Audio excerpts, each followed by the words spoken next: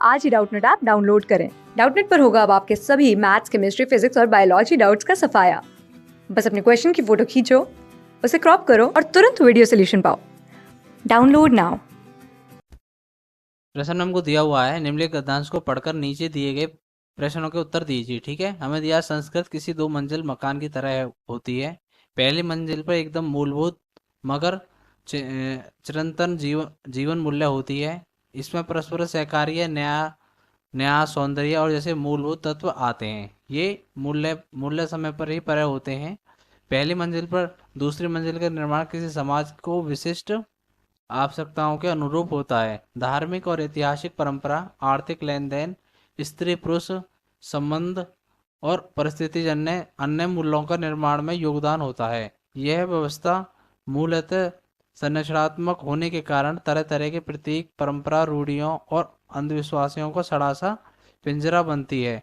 इससे पहली मंजिल के मूलभूत मूल्य की अपेक्षा होने लगती है। समाज को भ्रम होने लगता है कि दूसरी मंजिल की मूल व्यवस्था ही अपनी सच्ची संस्कृति है। श्रम से ही कई तरह के विकृति उत्पन्न होती है जो सामाजिक परिवर्तन से संघर्ष करने लगती है। वस्तु आज इन्हें परिस्थितियों को मात देकर नई संस्कृति का निर्माण करना देश के सामने सबसे बड़ा कार्य है।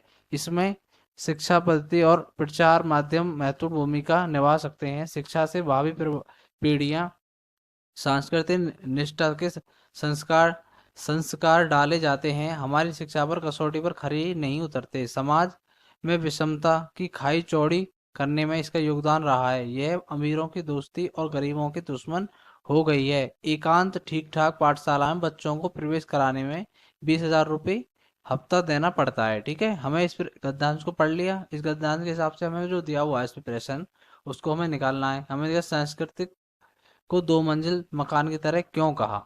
वो इसलिए कहा क्योंकि क्योंकि हमको पता है। हमें इसे विकल्प भी दिया है।